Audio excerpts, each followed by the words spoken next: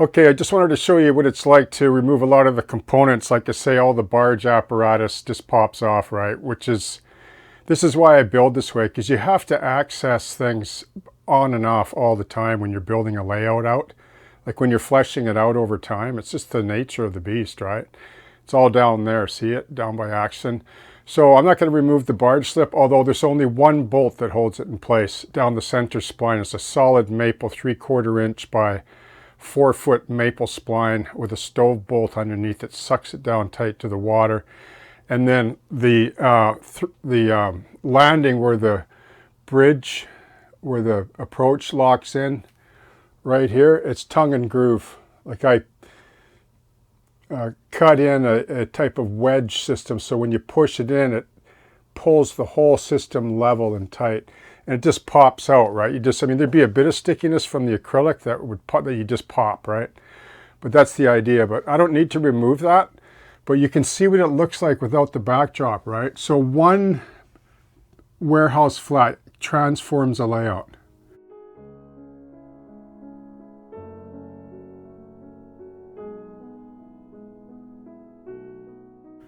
Like, why be so complicated? And why use up all the unnecessary space when you can get away with it with just a 3/4 view slim flat, right? That's the reason for my madness. I'll just scan this down a bit more just so you can see before we go to the bench to install the lighting. But you can see, right? Like, what a difference, eh? Isn't it? See what building flats do, right? You know, isn't that neat?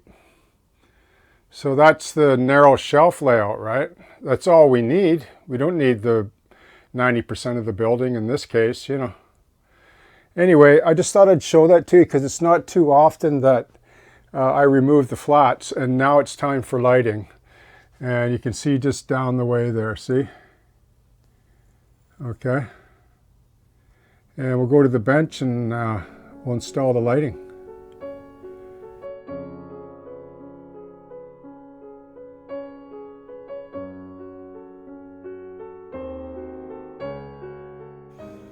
Okay, how's everybody doing? So we're on the bench here and time to finally wire this warehouse, which is a couple of years now, right? But remember when I built this, or for those of you that, you know, were early on in the channel, like these little light visors, sort of semi-modern, yeah, they pop off, right?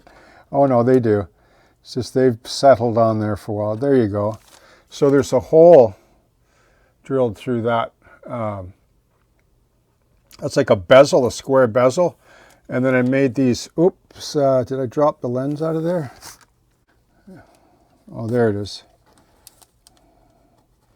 So I put little lenses in these things, in the actual light box, you can see there. I used clear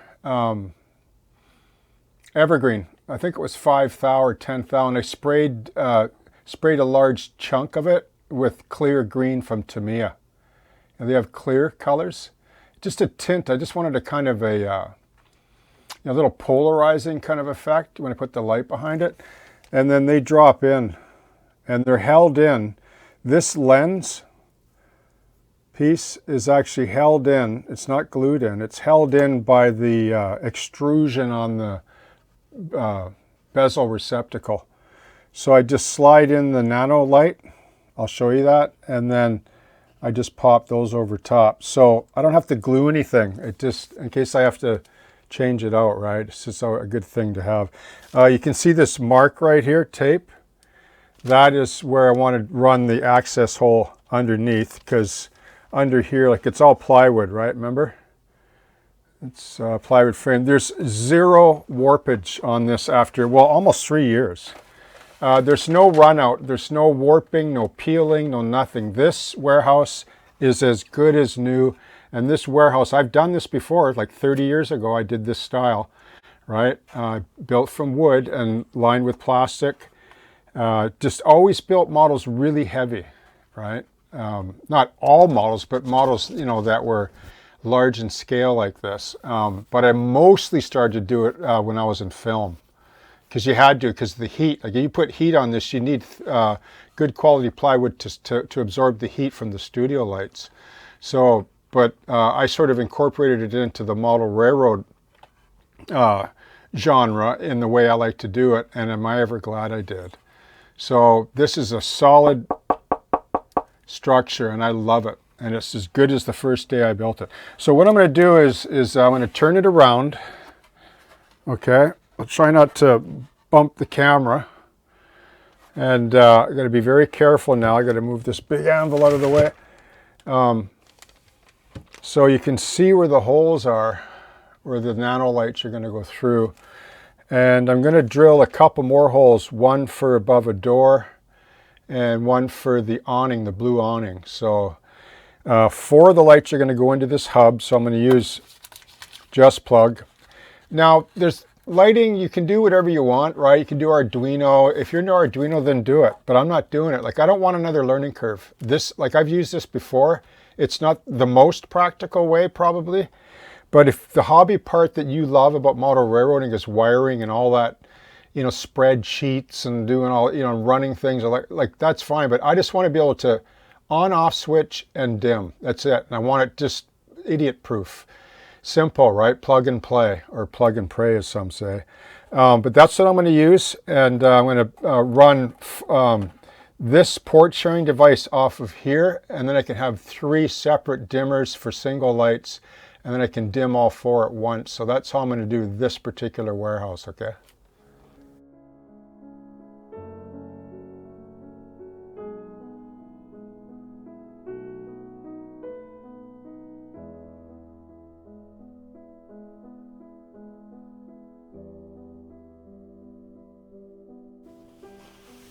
Okay, I'll just show you these nano lights. So they're really quite simple to install.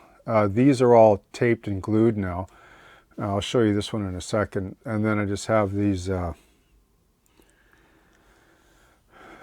light covers that slip onto this extrusion. I built them that way out of evergreen plastic. That way they, if I ever need to take them off, there's a sort of pressure fit. You know, in bright lights they don't show that much, but when the light's right, especially in the dark alley, I think they'll be really cool. They put out a fair bit of light. It's hard to tell into this lighting. I had to dim down the lighting here. So you can see here, I'm going to add a light here above this door, and you can see that, see? They're quite bright, right? They don't, like, you don't notice them when they're way out like this, but when the light's down, like for scale lighting on the layout, they should look pretty cool. So with this one, I'm going to install a little bit more modern one here as well, because there's the new vacuum system, and you know, it's an older building, but you know, it's around 2010. So I'm going to run this here. These are a bunch of light bezels that I made from plastic way back when I built these flats. And then I'm going to drill a hole, and then I'm just going to put that, just run it in behind so that it's up inside the box here, like that. A new type of industrial style lighting, just to cast some light on the, I'll just tilt the camera a bit. You can see where the staircase is here, and there'll be some equipment around here and stuff. So you got this light up here and this one, and they'll both be dimmable. Okay.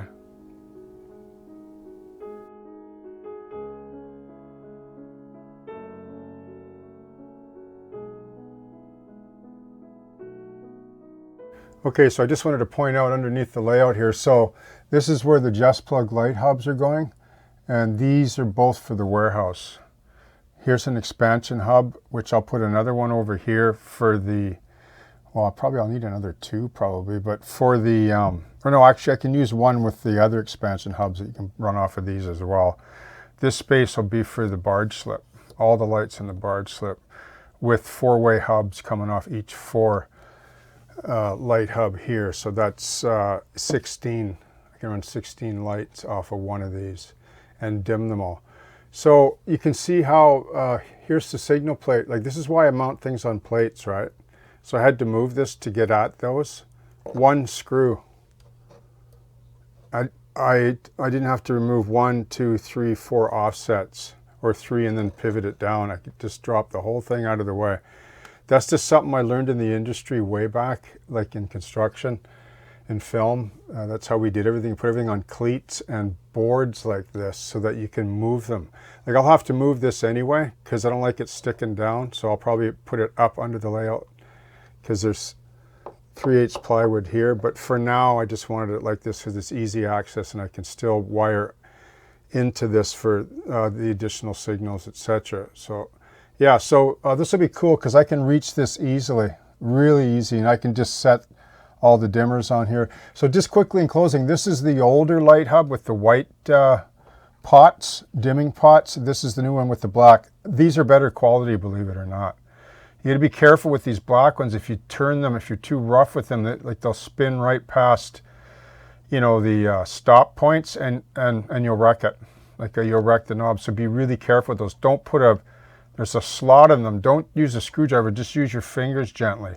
These ones, I've reefed on them and used a flathead on them because I've used this quite a bit, and this one's just as good as new, but I think it's better made than the most recent ones. And the voltage has changed too. They used to have a 16-volt power pack, and now they're 24 because they expand a whole lot more. So if you're wondering about that.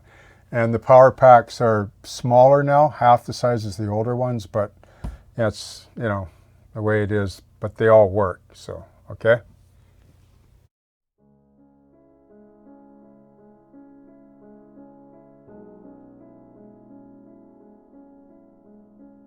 It's a little bit tricky getting this all in here, and if I did my measurements correctly, the hole will match up with the bottom plate on the warehouse flat.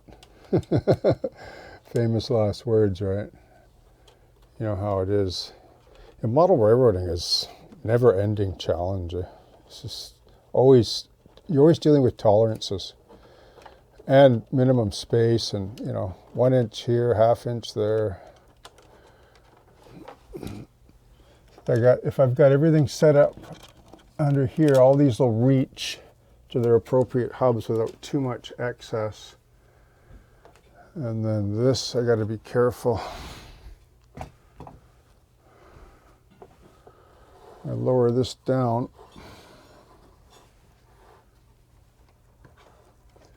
That it all lines up.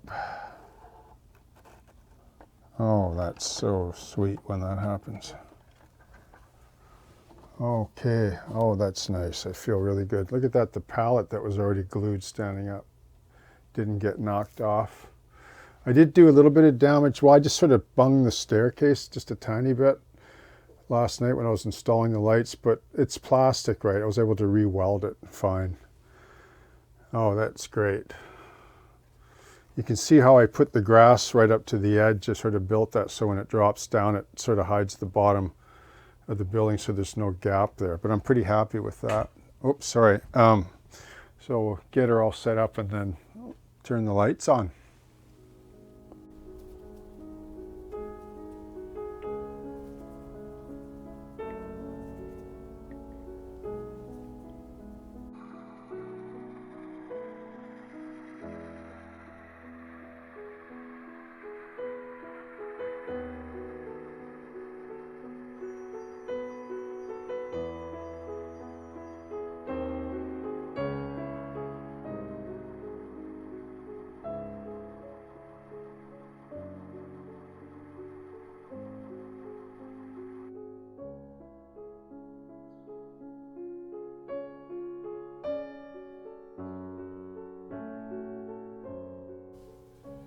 Okay, how's everybody doing? So just to close on this, really cool, eh? So you notice the new locomotive.